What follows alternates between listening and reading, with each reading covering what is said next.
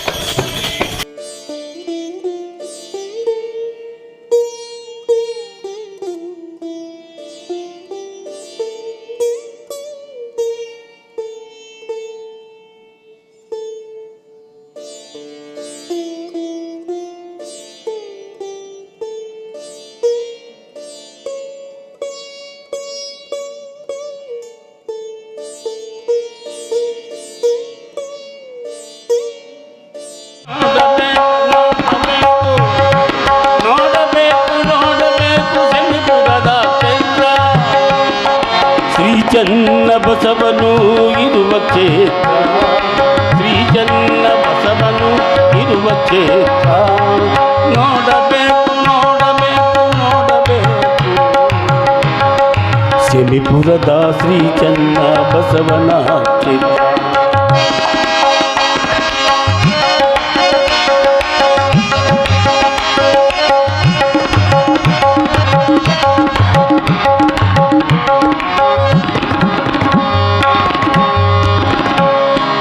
ಬೆಳದಡಿಯ ಗ್ರಾಮದಲ್ಲಿ ಜನಿಸಿದ ಯೋಗಿ, ಬೆಳದಡಿಯ ಗ್ರಾಮದಲ್ಲಿ ಜನಿಸಿದ ಯೋಗಿ ಶ್ರೀ ಚನ್ನ ಬಸವನೆಂಬನ, ಶ್ರೀ ಚನ್ನ ಬಸವೇಶನೆಂಬ ನುಡಿ ನಾಮದಿಂದ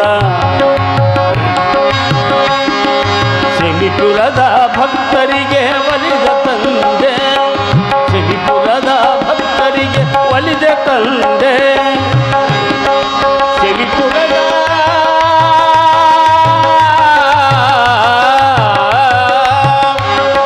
ಸೆಮಿಪುರದ ಭಕ್ತರಿಗೆ ಒಲಿದ ತಂದೆ. ನಿಷ್ಠೆಯಿಂದ ನಿನ್ನ ನೋಡಲು ಎರಡು ಕಣ್ಣು ಸಾಲದು, ನಿನ್ನ ನೋಡಲು ಎರಡು ಕಣ್ಣು ಸಾಲದು. ನೋಡಬೇಕು ನೋಡಬೇಕು ನೋಡಬೇಕು ನೋಡಬೇಕು ಸೆಮಿಪುರದ ಕ್ಷೇತ್ರ, ನೋಡಬೇಕು ನೋಡಬೇಕು ಸೆಮಿಪುರದ ಕ್ಷೇತ್ರ. ಗುರು ಚನ್ನ ಬಸವನು ಇರುವ ಕ್ಷೇತ್ರ, ಗುರು ಚನ್ನ ಬಸವನು ಇರುವ ಪುಣ್ಯಕ್ಷೇತ್ರ. ನೋಡಬೇಕು ನೋಡಬೇಕು ನೋಡಬೇಕು ನೋಡಬೇಕು ನೋಡಬೇಕು ನೋಡಬೇಕು ಸೆಮಿಪುರದ ಕ್ಷೇತ್ರ, ಶ್ರೀ ಚನ್ನ ಬಸವನ ಪುಣ್ಯಕ್ಷೇತ್ರ.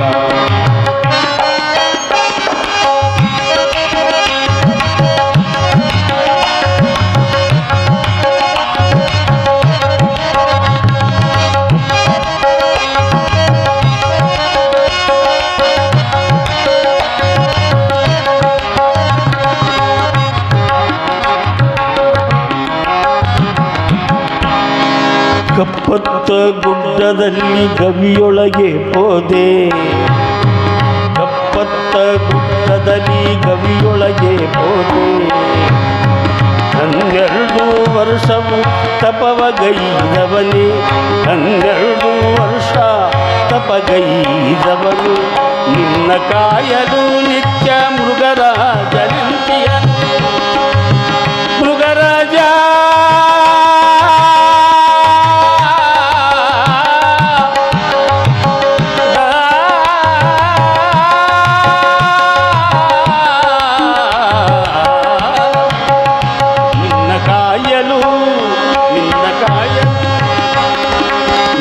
ಕಾಯಲು ನಿತ್ಯ ಮೃಗಜಾಜ ನಿಂತಿಯನು.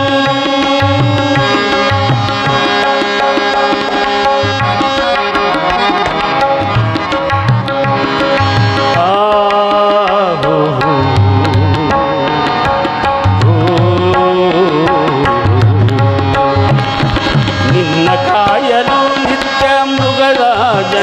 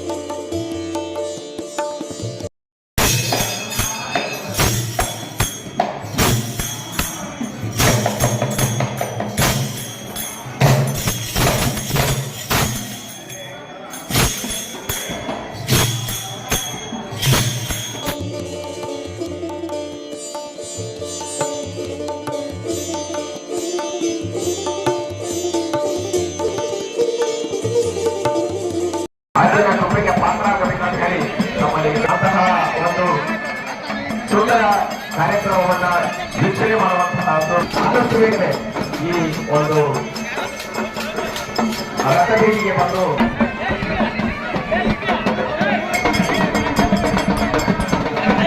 ಉತ್ಸವ ಮೂರ್ತಿಯನ್ನ ಪ್ರತಿಷ್ಠಾಪನೆಗೊಳ್ಳುವಂತಹ ಕಾರ್ಯ ಈಗಾಗಲೇ ಪ್ರಾರಂಭಗೊಂಡಿದೆ.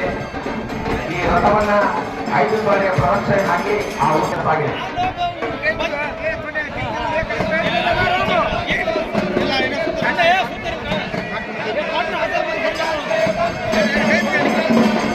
ಈ ಒಂದು ವರ್ಷದ ರಥೋತ್ಸವದ ಬಹುಮುಖ್ಯವಾದಂತಹ ದಿವಸ ಇವತ್ತು. ನಮ್ಮ ನಿಮ್ಮೆಲ್ಲರ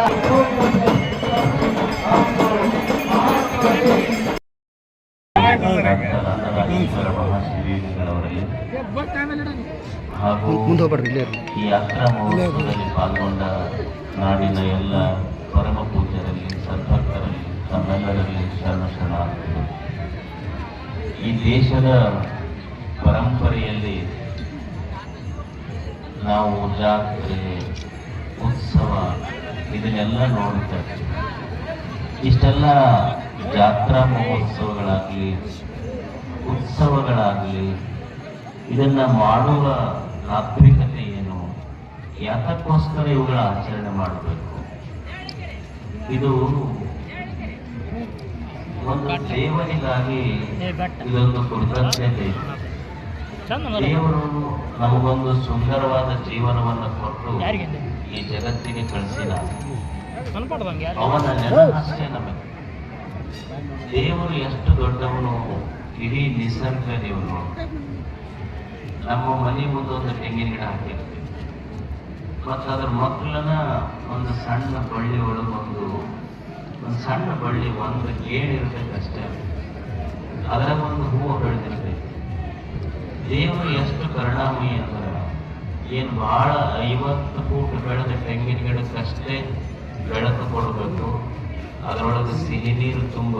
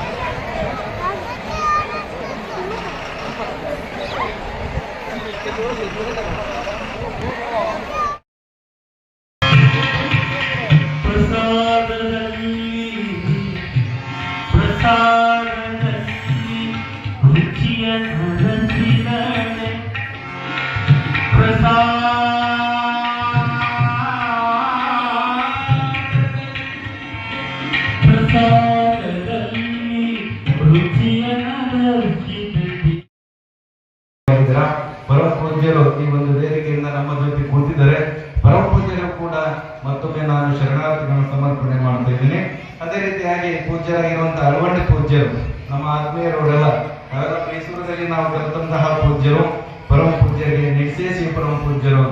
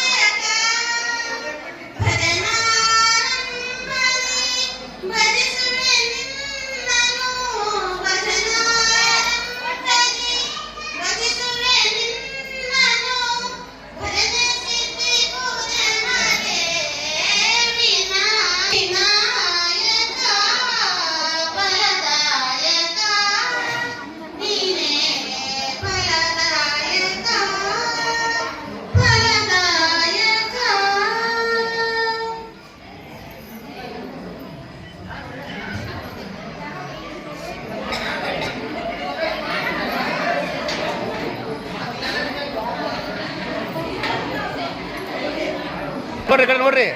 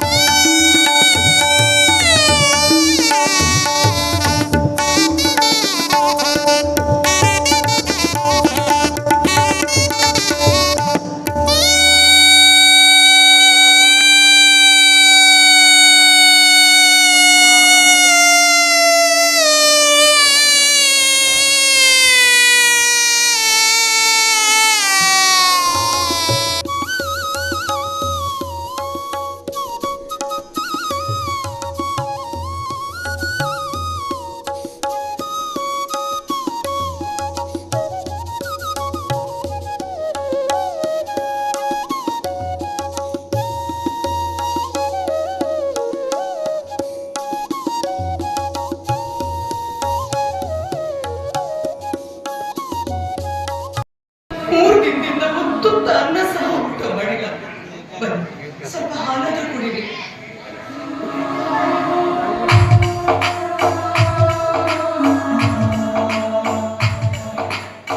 ಮಹಾದೇವಿ ಮಗ ಮಾಡಿದ ಮಾನಹೀನ ಕೃತಿಗೆ ಈ ಮನಿತನದ ಮಾನವೇ ಕುಸಿದು ಮಣ್ಣು ಪಾಲಾಗುವ ಪರಿಸ್ಥಿತಿ ಬಂದಿತು. ನಮ್ಮಪ್ಪ ಪ್ರಾಣಕ್ಕಿಂತಲೂ ಹೆಚ್ಚಾಗಿ ಪ್ರೀತಿ ಮಾಡಿದ ಮಗಳ ಪ್ರಾಣವನ್ನೇ ಬಲಿಕೊಟ್ಟು ಈ ಮನಿತನದ ಮಾನವನ್ನು ಉಳಿಸಿದ ಪುಣ್ಯವಂತನ ಋಣ ನಾವು ಯಾವತ್ತೂ ಮರೆಯಬಾರದು. ಅದಕ್ಕಾಗಿ ಮಗನೆಂಬ ಮಮಕಾರವನ್ನು ನಿನ್ನ ಮನದಲ್ಲಿ ಸುಟ್ಟು ಹಾಕು ಮಾನವಿ, ಸುಟ್ಟು ಹಾಕು. ಮನಿತನದ ಮಾನ ಉಳಿಸಲು ಮುಂದಾಗು. ಏಕೆಂದರೆ ಹೆತ್ತ ಮಕ್ಕಳ ಪ್ರಾಣಕ್ಕಿಂತ ಮನಿತನದ ಮಾನವೇ ಬಹಳ ಪ್ರಾಮುಖ್ಯವಾದದ್ದು.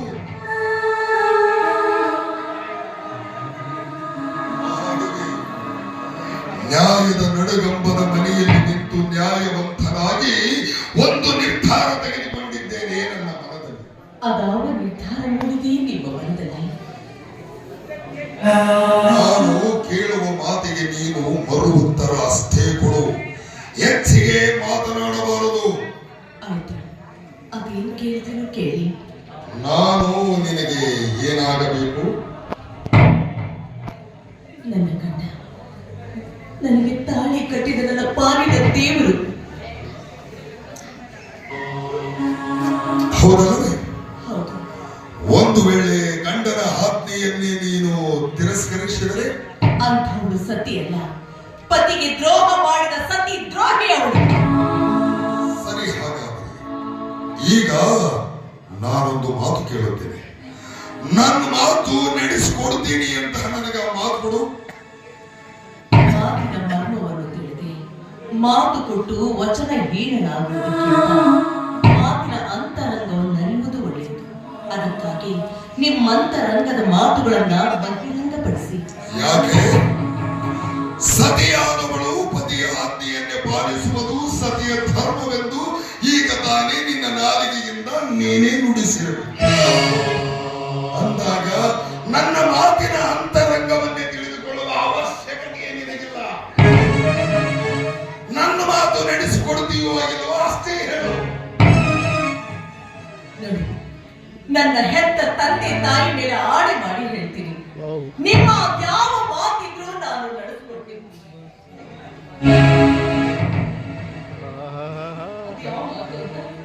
ಮಹಾದೇವಿ, ಸತಿ ಧರ್ಮದ ಭಕ್ತಿಯಲ್ಲಿ ಪತಿ ಕುಡಿಯಲೆಂದು ಈ ಹಾಲು ನನಗೆ ತಂದೆ. ಆದರೆ ಇವತ್ತು ಈ ಹಾಲಿನ ಅವಶ್ಯಕತೆಯೇ ನನಗಿಲ್ಲ. ಈ ತಂದ ಹಾಲು ನಿನ್ನ ಕೈಯಾರೆ ನಿತ್ಯ 10 ಗಂಟೆಗೆ ಕುಡಿಯುವ ನಿನ್ನ ಮಗ ಕುಡಿಬೇಕು. ಆದರೆ ನಿನ್ನ ಮಗ ಕುಡಿಯುವ ಈ ಹಾಲಿನಲ್ಲಿ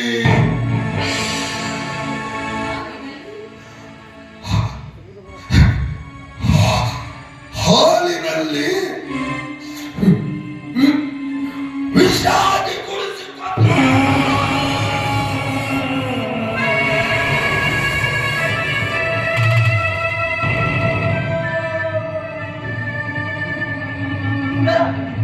ಹೆತ್ತ ಮಗನಿಗೆ ನನ್ನ ಕೈಯಾರೆ ವಿಷ ಕೊಡಿಸ್ಬೇಕೆ?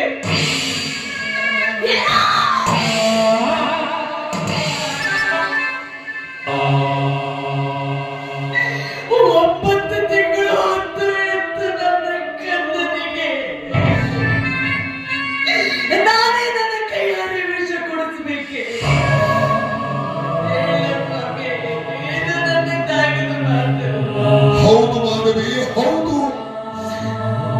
ನೀನು 9 ತಿಂಗಳ ಹೊತ್ತು ಹೆತ್ತು ಎದೆಯಾಲು ಕೊಟ್ಟು ತುತ್ತು ಮಾಡಿ ಉಣಿಸಿದ ನಿನ್ನ ಹೆತ್ತ ಕರಳಿನ ಕೊರಗು. ಆದರೆ ವಿಧಿ ವಿಲಾಸದ ದುರಂತದಲ್ಲಿ ಹೆತ್ತ ಮಗನನ್ನೇ ಬಲಿ ತೆಗೆದುಕೊಳ್ಳುವ ಕರ್ಮ ಎತ್ತವರ ಹಣೆ ಬರಲಿ ಆ ಪ್ರಾಣ ಬರದಿರುವಾಗ ತಪ್ಪಿಸಲು ಯಾರಿಂದಲೂ ಸಾಧ್ಯವಿಲ್ಲ ಮಹಾದೇವಿ, ಯಾರಿಂದಲೂ ಸಾಧ್ಯವಿಲ್ಲ ಮಹಾದೇವಿ. ಮಗನೆಂಬ ಮಮಕಾರವನ್ನು ನಿನ್ನ ಮನದಲ್ಲಿ ಮನೆತನದ ಮಾನವನ್ನು ಉಳಿಸಲು ಮುಂದಾಗು. ಏಕೆಂದರೆ ಎತ್ತ ಮಕ್ಕಳ ಪ್ರಾಣಕ್ಕಿಂತ ಮನೆತನದ ಮಾನವೇ ಬಹಳ ಪ್ರಾಮುಖ್ಯವಾದದ್ದು. ಇದು ನಿಜವಾದ ಮಾನವಂತರ ಮನೆತನದ ಲಕ್ಷಣ.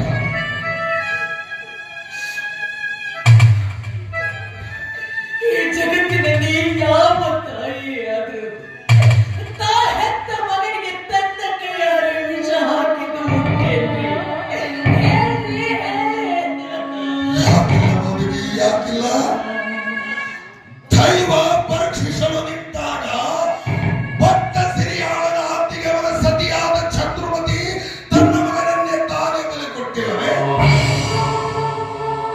ಬಾಲಚಂದ್ರನ ಹೆಂಡತಿ ಅನಸೂಯ ಗಂಡನ ಮಾತಿಗಾಗಿ ತನ್ನ ಮಗನನ್ನೇ ತಾನೇ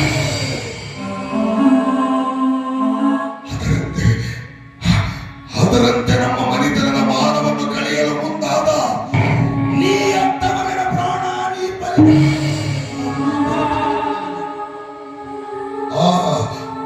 ಮಾಧವಿ, ಮಾನವಂತ ಮಾನವರಿಗೆ ಒಬ್ಬ ಕವಿ ಒಂದು ಮಾತು ಹೇಳುತ್ತಾನೆ, ಪ್ರಾಣ ಹೋದರು ಮಾನಬೇಕು ಎಂಬ ಯಾರಿಯ ನಾನುಡಿಯನ್ನು ಮರೆಯದಿರು ಮಹಾದೇವಿ, ನಿನ್ನ ಮನದಲ್ಲಿ ಮರೆಯದಿರು.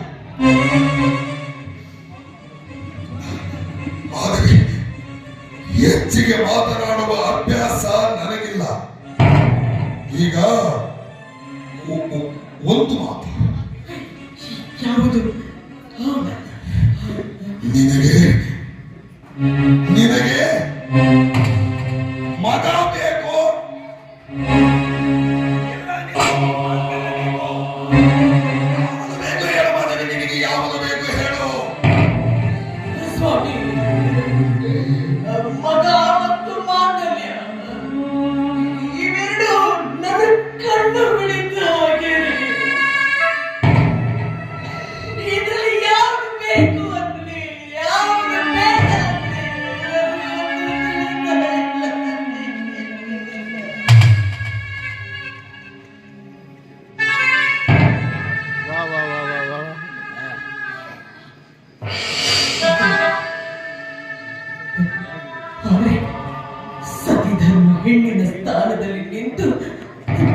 ನಾನು ಹೇಳೋದು ಒಂದೇ ಒಂದು ಮಾತು.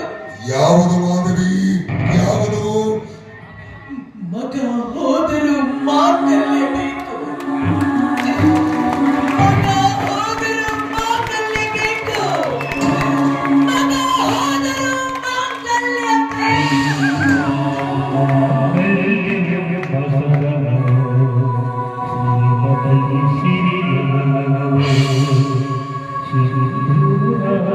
ನಿಜವಾದ ಮಾತನ್ನೇ ಮಾತನಾಡಿದೆ ಮಾಧವಿ. ಹೆಣ್ಣಿನ ಸ್ಥಾನದಲ್ಲಿ ನಿಂತು ಮಾಧವಿ, ಈಗ ಮಾಂತೇಶ ಮನೆಗೆ ಬರುವ ಸಮಯ. ಎದ್ದ ತಾಯಿಯ ಕೈಯಿಂದ ಹಾಲು ಕುಡಿಯಬೇಕೆಂಬುವ ಹಂಬಲ ಅವನ ಮನದಲ್ಲಿ ತುಂಬಿಕೊಂಡಿರುತ್ತದೆ. ನೀನು ಕೊಡುವ ಈ ಹಾಲಿನಲ್ಲಿ ವಿಷ ಹಾಕಿ ಕೊಲೆ ಮಾಡು. ಮಹಾದೇವಿ, ಹೊತ್ತು ಮುಳುಗುವುದರೊಳಗಾಗಿ ನೀ ಹೆತ್ತ ಮಗನನ್ನೇ ನೀನೇ ಕೊಲೆ ಮಾಡದೆ ಹೋದರೆ ನಿನ್ನ ಕೊಲೆಯ ಮಾಂಗಲ್ಯ ಕಟ್ಟಿದ ಈ ನಿನ್ನ ಗಂಡ ಇಂದು ರಾತ್ರಿಯೇ ಆತ್ಮಹತ್ಯೆ ಮಾಡಿಕೊಂಡು ಸಾಯುತ್ತಾನೆ.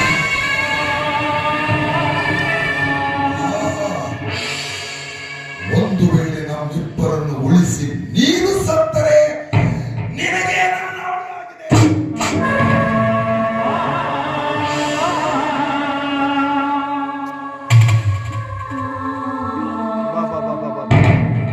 ಮಹಾದೇವಿ, ಯಾವುದನ್ನು ಕಳೆದುಕೊಳ್ಳಬೇಕು, ಯಾವುದನ್ನು ಉಳಿಸಿಕೊಳ್ಳಬೇಕು ಎನ್ನುವ ನಿರ್ಧಾರ ನಿನಗೆ ಬಿಟ್ಟಿತ್ತು.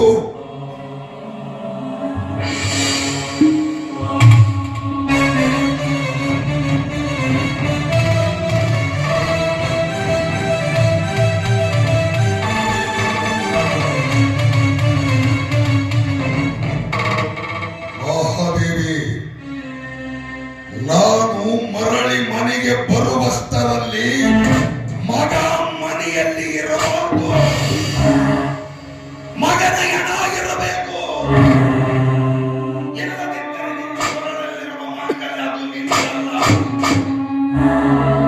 ನಿರ್ಧಾರ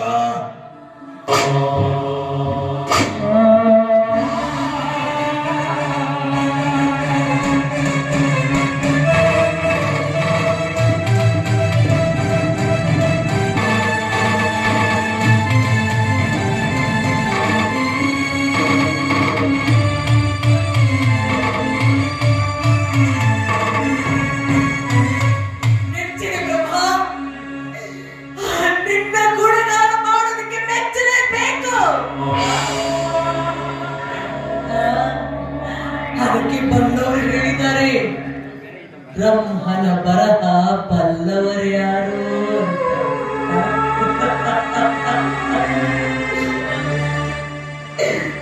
ನನ್ನ ಹಣೆ ಬರಹ ಲಿಖಿತವನ್ನ ಚೆನ್ನಾಗಿಯೇ ಬರ್ತಿರ್ಬೇಕಪ್ಪ.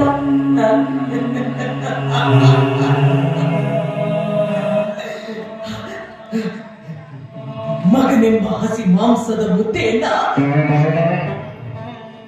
ನನ್ನೋಡಿಯಲ್ಲಿ ಹಾಕಿದೆ. ರಣ ಹೊತ್ತು ಕಣ್ಣಿಗೆ ಬೀಳದಂತೆ ಎಚ್ಚರ ವಹಿಸಿದೆ.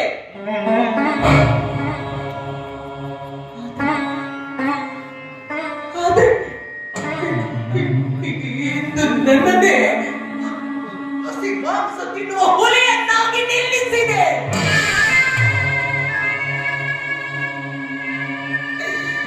ಈ ಮಾಂಸ ತಿಂದರೆ ಬಲವಿಷ ಅಂತ ನನಗೂ ಗೊತ್ತು.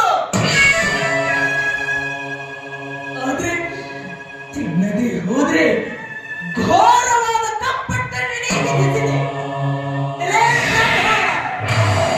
ನನ್ನನ್ನೇಕೆ ಈ ಭೂಮಿಗೆ ಜಾರಿಸಿದೆಯಾ?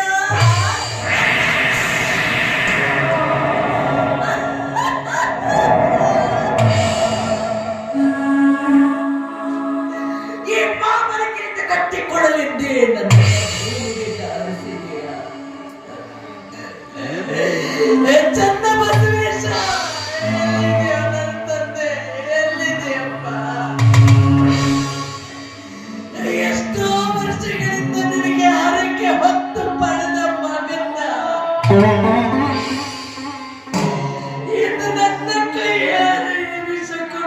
ಕೊಲ್ಲಬೇಕೇನಪ್ಪ?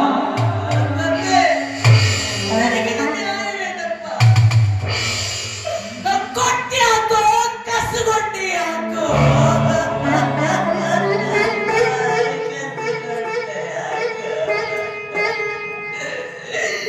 ಜಗತ್ತಿನಲ್ಲಿ ಯಾವ ತಾಯಿಗೂ ಇಂಥ ಸ್ಥಿತಿ ಬರಬಾರ್ದಪ್ಪ. ಆ ಮಕ್ಕಳ ಮುಂದೆ ತಂದೆ ತಾಯಿ ಸಾಯ್ಬೇಕು, ಆದ್ರೆ ಮಕ್ಕಳ ಮುಂದೆ ನಾನು ಸಾಯ್ತಾರಂದ್ರೆ ಹಾಗಪ್ಪ.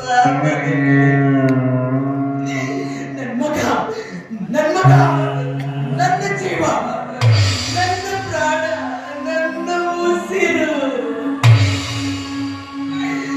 ಉಸಿರನ್ನೇ ಕಷ್ಟ ಕೊಡ್ತಿದೆಯಲ್ಲೋ ಚನ್ನ ಬಸವ.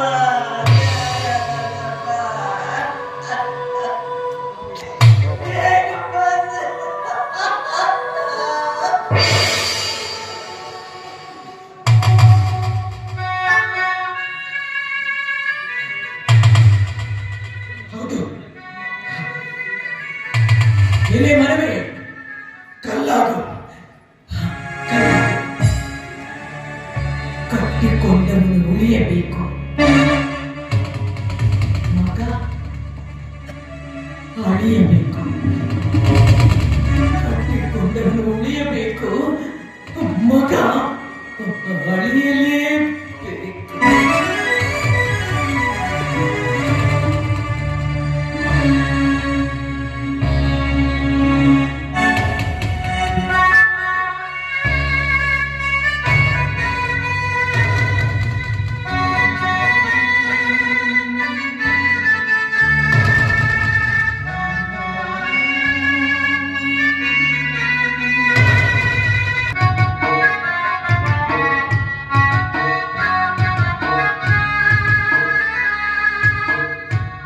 ಪತಿಯಾಜ್ಞೆಯಂತೆ ಹಾಲಿನಲ್ಲಿ ವಿಷ ಬೆರೆಸಿದ್ದೇನೆ.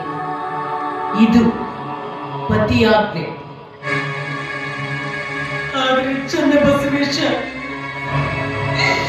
ನಾನು ನಿನ್ನಲ್ಲಿ ಭಕ್ತಿಯಿಂದ ಬೇಡಿಕೊಳ್ತೀನಪ್ಪ. ಈ ಕಲಿಯುಗದಲ್ಲಿ ನೀನಿದ್ದಿದ್ದೇ ನಿಜವಾಗಿದ್ರೆ ಈ ವಿಷದ ಹಾಲು ಅಮೃತವಾಗಬೇಕು. ಈ ಕಲಿಯುಗದಲ್ಲಿ ಇನ್ನೂ ದೇವರಿದ್ದಾರೆ ಅಂತ ನಾನು ನಂಬ್ತೀನಪ್ಪ.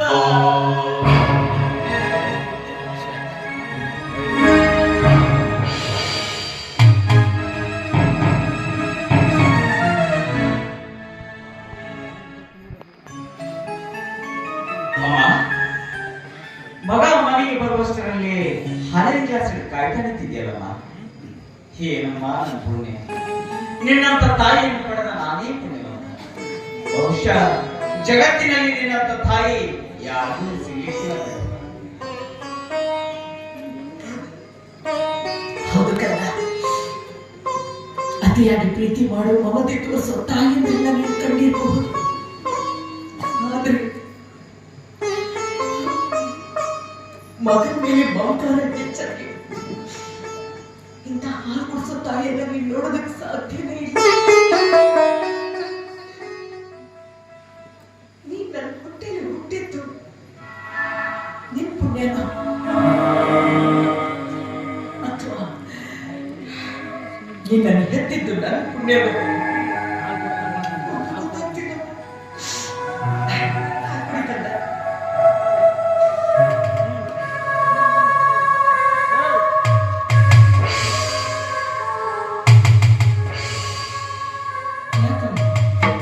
ಯಾಕಮ್ಮ ಮಾಡ್ತಾ ಇದೀಯಾ? ಹಾಲು ಕುಡಿಸೋ ಸಂತೋಷಕ್ಕಾಗಿ. ಹುಚ್ಚಮ್ಮ, ಹಾಲು ಕುಡಿಸೋ ಸಂತೋಷಕ್ಕಾಗಿ ಯಾರಾದ್ರೂ ಅಳ್ತಾರೆ? ಹುಚ್ಚಮ್ಮ, ಇದಕ್ಕೆ ಹತ್ರ ಇದೆಯಾ? ಅಳ್ಬೇಡಮ್ಮ.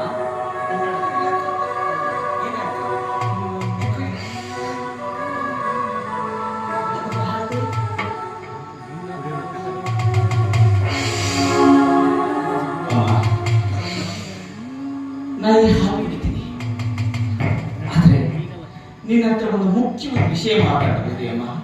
ಮುಖ್ಯವಾದ ವಿಷಯ ಮಾತಾಡೋದಿದೆ. ಅದ್ಯಾವ ವಿಷಯ ಅಂತ ನನ್ ಗೊತ್ತಾಗ್ಬೇಕಲ್ಲ ಕಂದ. ಅಮ್ಮ, ಇವತ್ತು ನಾನು ಹುಟ್ಟಿದಬ್ಬ. ನಾನು ಹುಟ್ಟಿದಬ್ಬ ಅಂತ ನೀವು ಚೆನ್ನಾಗಿ ಗೊತ್ತು. ಆದ್ರೂ ಯಾವುದೋ ಕೆಲಸದ ಒತ್ತಡದಲ್ಲಿ ನನ್ನ ಹುಟ್ಟುಹಬ್ಬ ಆಚರಿಸುವುದನ್ನ ಮರೆತು ಬಿಟ್ಟಿದ್ದೀನಿ. ಪರವಾಗಿಲ್ಲ, ಅದಕ್ಕೆ ನನಗೇನು ಬೇಸರ ಇಲ್ಲ. ಅಮ್ಮ, ಪ್ರತಿ ಬಾರಿ ನನ್ನ ಹುಟ್ಟುಹಬ್ಬಕ್ಕೆ ನೀವು ನನಗೆ ಉಡುಗೊರೆ ಕೊಡ್ತಾ ಇದ್ರಿ. ಆದರೆ ನಾನು ಈ ಬಾರಿ ಉಡುಗೊರೆ ಅಪೇಕ್ಷಿಸುವುದಿಲ್ಲಮ್ಮ, ಅಪೇಕ್ಷಿಸುವುದು. ಆ ಉಡುಗೊರೆಗೆ ಬದಲಾಗಿ ಪಶ್ಚಾತ್ತಾಪಕ್ಕಾಗಿ ಪ್ರಾಯಶ್ಚಿತ್ತದ ಕ್ಷಮೆಯನ್ನು ಅಪೇಕ್ಷಿಸ್ತೀನಮ್ಮ.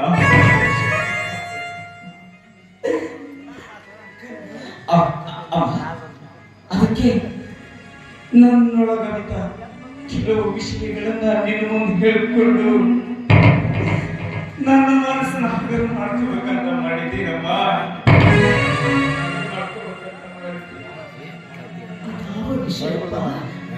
ಮನಸ್ಸಿನಲ್ಲಿ ಕಾಡ್ತಿರೋ ಆ ಮಾತು ಹುಟ್ಟಿದ ದಿನವಾದೆಂದು ವಿಷ ತುಂಬಿದ ಕೆಲವು ವಿಷಯಗಳನ್ನ ನಿಮ್ಮ ಮುಂದೆ ಹೇಳಿಕೊಂಡು ಅವುಗಳನ್ನು ಅಮೃತ ಮಾಡಿ ಮತ್ತೆ ಹೊಸ ಮಾಂತೇಶನಾಗಿ ಬದುಕಬೇಕೆಂಬ ಹಂಬಲ ನಾನು ಯಾಕೆ ನಿಮ್ಮ ಮುಂದೆ ಎಲ್ಲ ಹೇಳ್ತೀನಿ ಅಂದ್ರೆ, ಈ ಜಗತ್ತಿನಲ್ಲಿ ಮಕ್ಕಳು ಮಾಡಿದ ತಪ್ಪನ್ನು ಕ್ಷಮಿಸುವ ಹಕ್ಕಿರುವುದು ಹೆತ್ತವಳಿಗೆ ಮಾತ್ರ ಅಮ್ಮ. ಅದಕ್ಕೆ ನನ್ನೊಳಗ ಅವಿತ ಕುಳಿತ ಇನ್ನೊಬ್ಬ ಮಹಾಂತೇಶನನ್ನು ನಿನ್ನ ಪಾದಕ್ಕೆ ಹಾಕಿ ಕ್ಷಮಿಸು ಅಂತ ಕೇಳ್ತೀನಿ.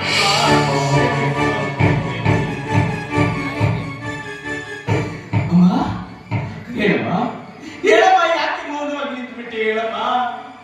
ಹೇಳಿಕಲ್ಲ, ಇದು ಯಾವ ವಿಷಯ ಅಂತ ನನಗೆ ಗೊತ್ತಾಗ್ಬೇಕಲ್ಲಪ್ಪ.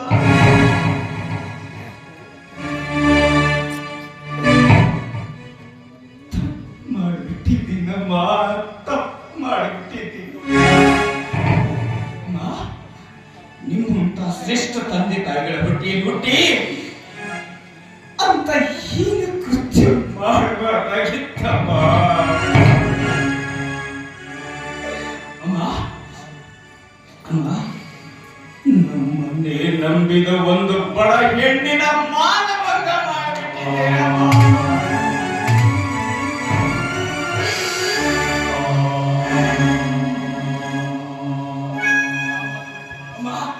ಕಾಮಂತುರಕ್ಕೆ ದಾಸನಾದ ಮಾಂತೇಶ ಯಾವುದೋ ಕೆಟ್ಟಗಳಿಗೆ ಇಂಥ ತಪ್ಪು ಮಾಡಿಬಿಟ್ಟಿದ್ದಾನಮ್ಮ.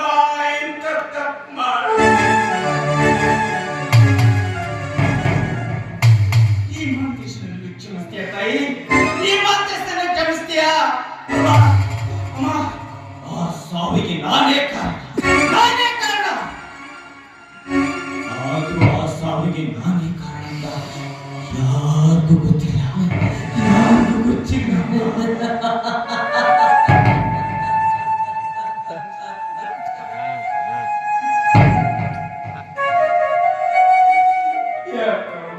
ಯಾಕಮ್ಮ ನಗ್ತಾ ಇದ್ದೀಯಾ?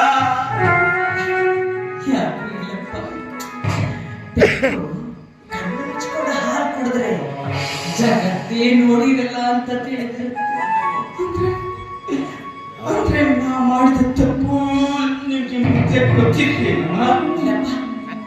ಈಗ ಹೇಳದಲ್ಲ. ಅಮ್ಮ, ನಿನ್ನ ನನಗೆ ಹೆಂಡತಿಯಾಗಿ ಬರುವ ಹೆಣ್ಣನ್ನು ಬಿಟ್ಟು ಬೇರೆ ಯಾವ ಹೆಣ್ಣನ್ನು ಕಣ್ಣೆತ್ತಿ ನೋಡಲ್ಲಮ್ಮ, ಕಣ್ಣೆತ್ತಿ ನೋಡಲ್ಲ. ನನ್ನ ಅಕ್ಕ ತಂಗಿ ಅಂತ ತಿಳ್ಕೊಂಡ್ಬಿಡ್ತೀನಮ್ಮ. ಅಕ್ಕ ತಂಗಿ ಅಂತ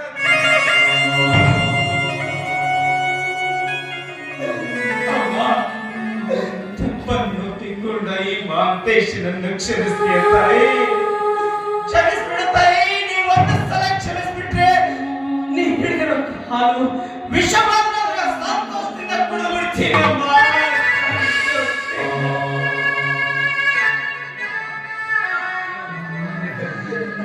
ಹೇಳಮ್ಮ, ಈ ಕಣ್ಣನ್ನು ಕ್ಷಮಿಸ್ತೀಯ ತಾಯಿ? ಹೇಳಮ್ಮ.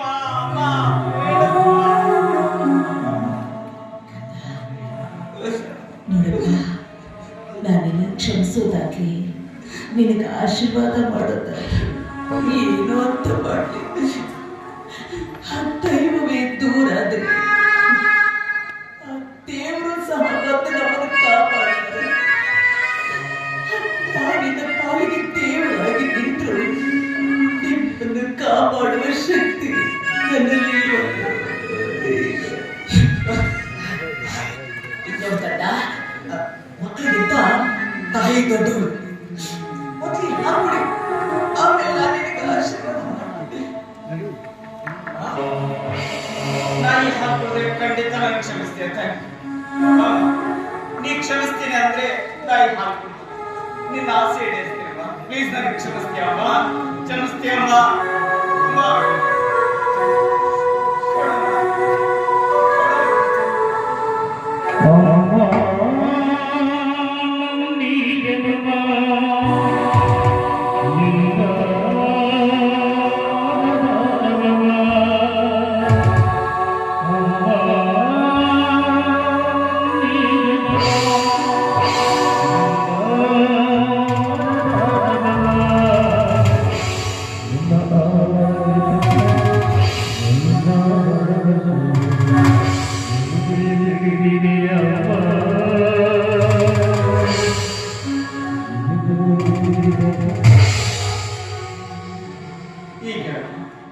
ಈಗ ನನಗೆ ಆಶೀರ್ವಾದ ಮಾಡಮ್ಮ, ನನ್ ಕ್ಷಮಿಸ್ಬಿಟ್ಟ ಆಶೀರ್ವಾದ ಮಾಡಮ್ಮ, ನನ್ ಕ್ಷಮಿಸ್ಬಿಟ್ಟ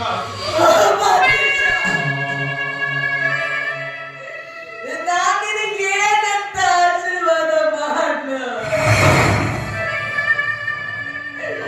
ನಾನಿನ ಪಾಲಿಗೆ ತಾಯಿ ಆಗಿಲ್ಲಪ್ಪ, ಮಾರಿ ಆಗ್ಬಿಟ್ಟ.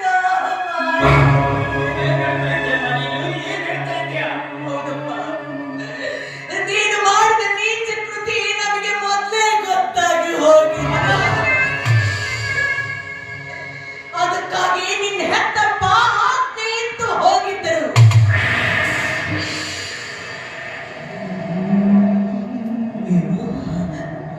ಹೌದು ಪಾ, ಆಜ್ಞೆ ಇಟ್ಟು ಹೋದರೆ ಏನೆಂದು ಅತ್ತೆ ಇಟ್ಟರಮ್ಮ, ಏನೆಂದು ಅತ್ತೆ ಇಟ್ಟರು.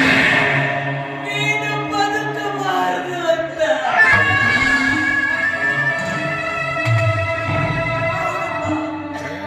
ನೀನೀಗ ಕುಡಿದಿದ್ದು ಹಾಲಲ್ವಾ ವಿಷ?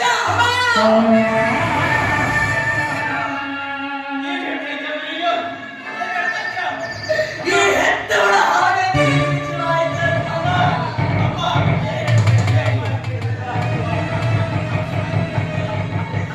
ಅಯ್ಯೋ ನನ್ನ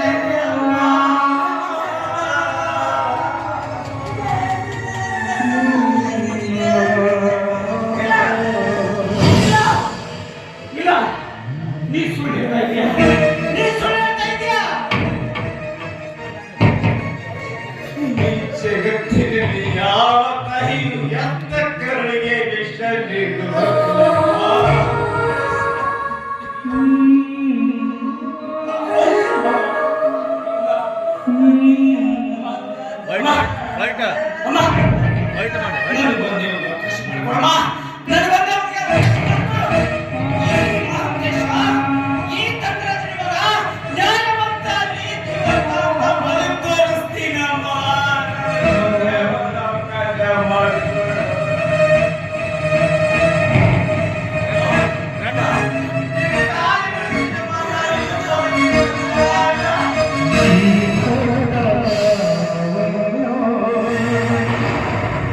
ನಿನಗಾಗಿ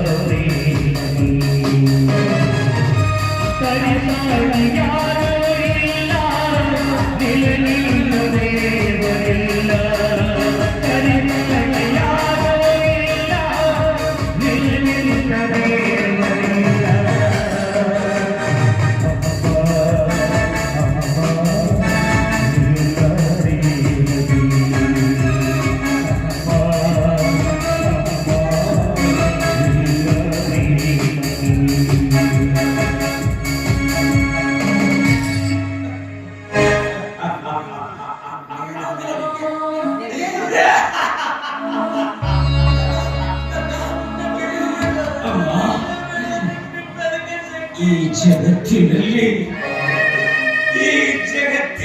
ಹೆತ್ತ ತಾಯಿಯ ಕೈಯಿಂದ ವಿಷ ಕುಡಿದು ಸಾಯುವ ಮಗನ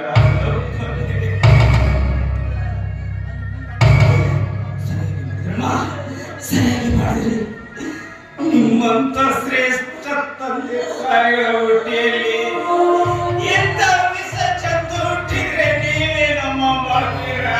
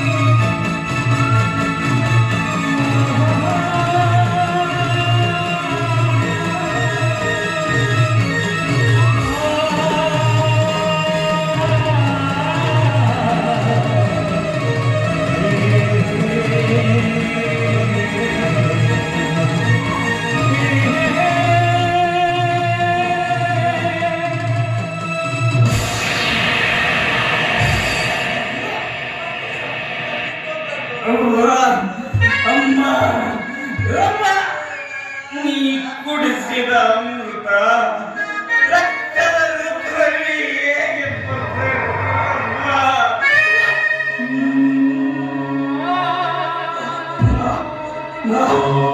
ಪ್ರತಿಯೊಂದು ರಕ್ತದ ಕಣವು ಅಮ್ಮ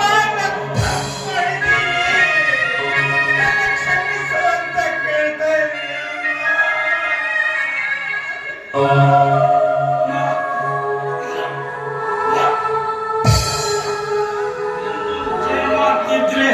ಖಂಡಿತ ನೀವು ಋಣ ತೀರಿಸ್ತೀನಮ್ಮ, ಖಂಡಿತ ನೀವು ಋಣ ತೀರಿಸ್ತೀನಿ.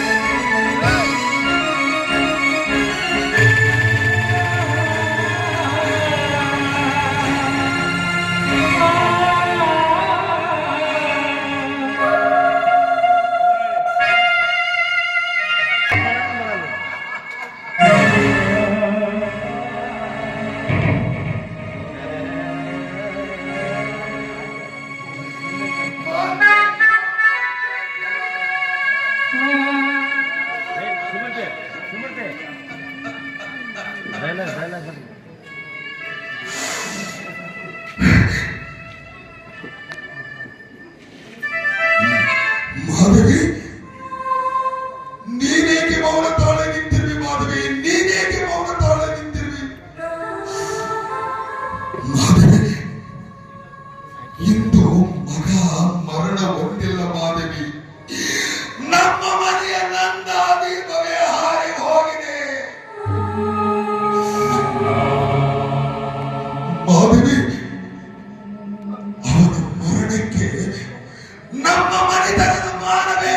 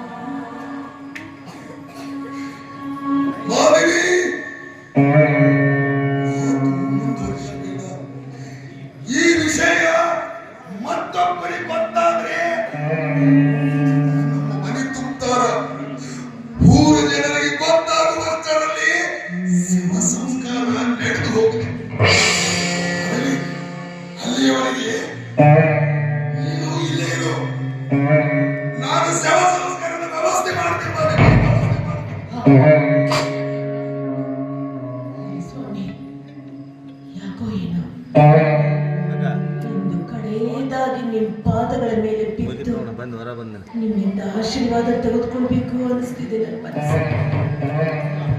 ಯಾಕೆ ಮಾಧವಿ? ಗ್ರೀನ್ ಯಾಕೆ ಏನೇನೋ ಮನಬಂದಂತೆ ಮಾತನಾಡುತ್ತಿರುವೆ, ಮನಬಂದಂತೆ ಮಾತನಾಡುತ್ತಿರುವೆ.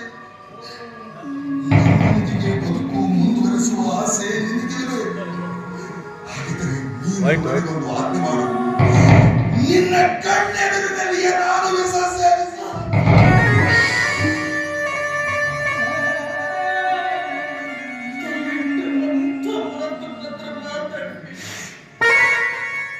ಯಾಕಂದ್ರೆ ನ್ಯಾಯಕ್ಕಾಗಿ ಬದುಕಿದ ನ್ಯಾಯವಂತರು ನೀವು, ಮಾನವಂತರ ಮನೆತನ ನಿಮ್ಮದು.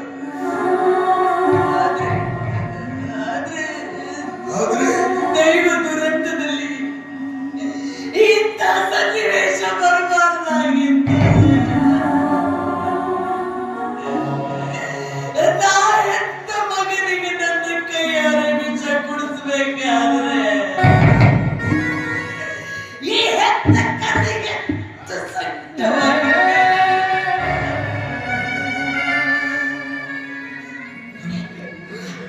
ಹಾಗಂತ ನೀವೇನು ವ್ಯಥೆ ಪಡುವ ಕಾರಣವಿಲ್ಲ. ಮಗನಿಗೆ ಹಾಲಿನಲ್ಲಿ ವಿಷ ಕುಡಿಸುವ ಮುನ್ನವೇ ಅದರ ಅರ್ಧದಷ್ಟು ಭಾಗದ ವಿಷವನ್ನ ನಾನು ಕೊಡುತ್ತೇನೆ.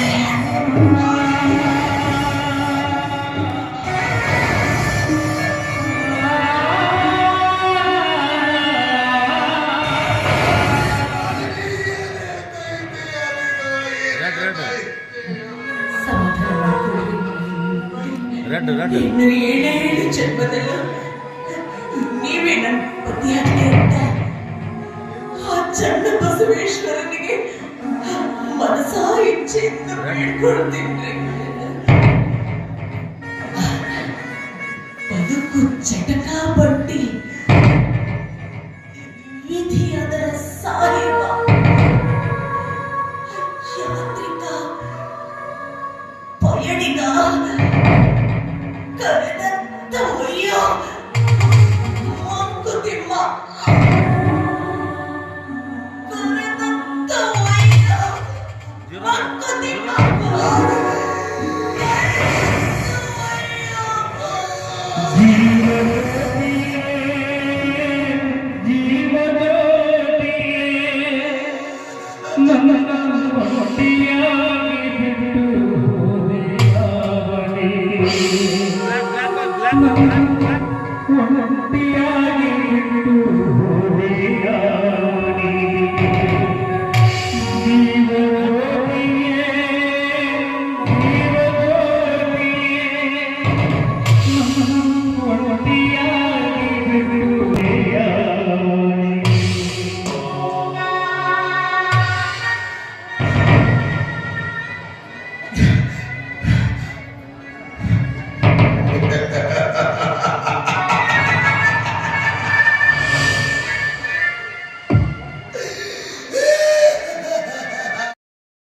ಎಂದೆಂದೂ ನಾನು ಈ ಮನೆಗೆ ಬರಬಾರ್ದಂತ ತಾಯಿ ಕಣ್ಣೀರು ಹಾಕ್ತಾಳೆ.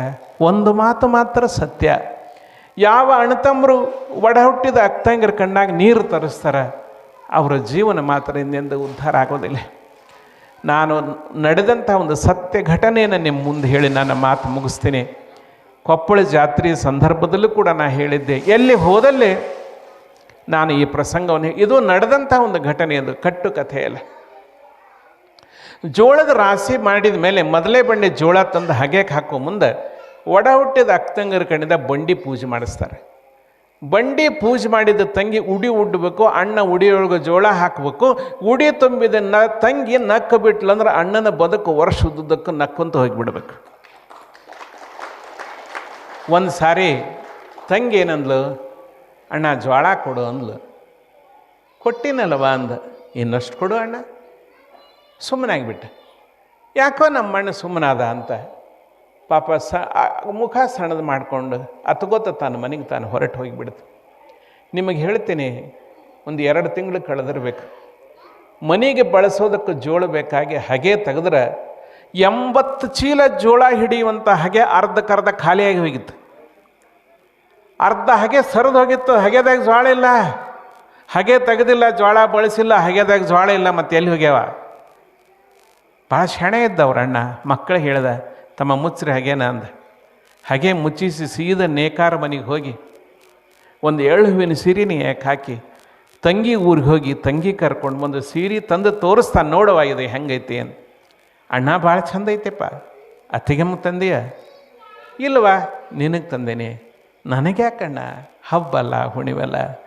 ಯವ್ವ ಭಾಳ ದಿವಸ ಆಗೈತೆ ಬೇ ನಿನಗೆ ಸೀರೆ ಉಡಿಸಿಲ್ಲ, ಉಟ್ಕೊಂಬೋಗಿ ನೋಡೋಣ ಹೆಂಗೆ ಕಾಣಿಸ್ತೀಯ ಅಂದ. ತಂಗಿ ಸೀರೆ ಉಟ್ಕೊಂಬಂದು ಇದ್ರಿಗೆ ನಿಂತಲು. ಯವ್ವ ನಮ್ಮ ಮನೆ ಲಕ್ಷ್ಮಿ ಇದ್ದಂಗದೇ ತಾಯಿ, ಏನಿಲ್ಲವ ಹಗೆ ತೆಗಿಬೇಕಾಗೈತಿ, ಬಾಟ ಪೂಜೆ ಮಾಡೋ ಅಂದ. ತಂಗಿ ಬಂದು ಹಗೆ ಪೂಜೆ ಮಾಡಿ ಹಿಂದಕ್ಕೆ ಸರಿದ ಹಗೆ ತೆಗೆದ್ರೆ ತುಂಬಿದ ಹಗೆ ಹೆಂಗಿತ್ತು ಹಂಗೆ ಇತ್ತು. ಆ ಹಗೆ ಸರಿಸಿದ ತಂಗಿ ಹೆಂಗಿದ್ದಾಳು, ಹಗೆ ತುಂಬಿಸಿದ ಅಣ್ಣ ಹೆಂಗಿದ್ದಾನೋ, ಅಣ್ಣನ ತಂಗಿ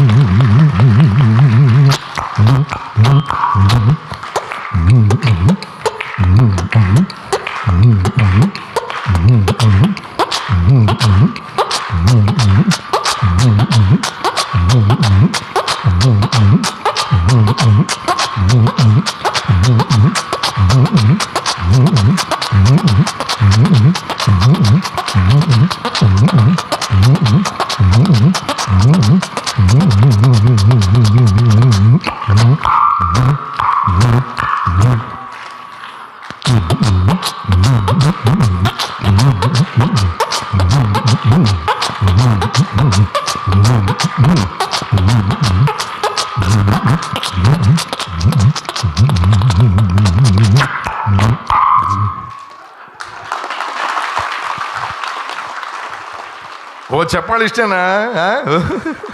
ಜನಸೇವೆ ಜನದರ್ಶನ ಕೊಟ್ರೆ ನಾನು ನಿಮಗೆ ಮೋಸ ಮಾಡ್ತೀನಿ, ಇಲ್ಲದ್ರು ಉಂಟಾ ಜೋರ ಚಪ್ಪಾಳೆ? ಥ್ಯಾಂಕ್ ಯು ಸ್ನೇಹಿತರೆ. ಹಾಗೆ ಕೇಳಿಸ್ಕೊಳ್ಳಿ ಸ್ನೇಹಿತರೆ, ಈ ಅದ್ಭುತವಾದ ಧ್ವನಿಯನ್ನು ನಿಮಗೆ ತರ್ತಾ ಇದ್ದೀನಿ, ಡ್ರಮ್ಸ್ ವಾದ್ಯಗಳನ್ನು.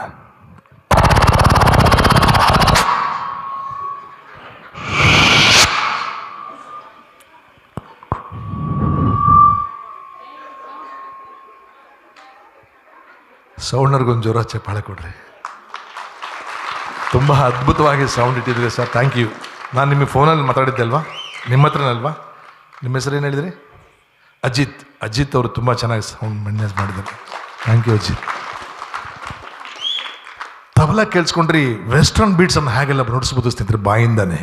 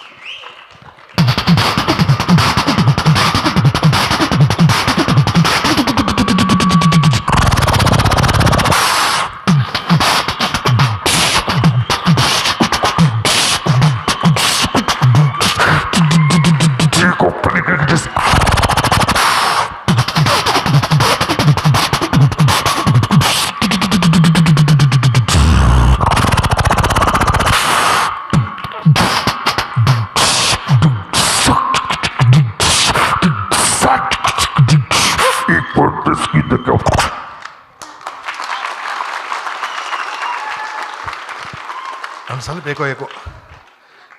ಇಲ್ಲೇ ಸ್ವರ್ಗ ಇಲ್ಲೇ ನರಕ ಮೇಲೆ ನಿಲ್ಲ ಸುಳ್ಳು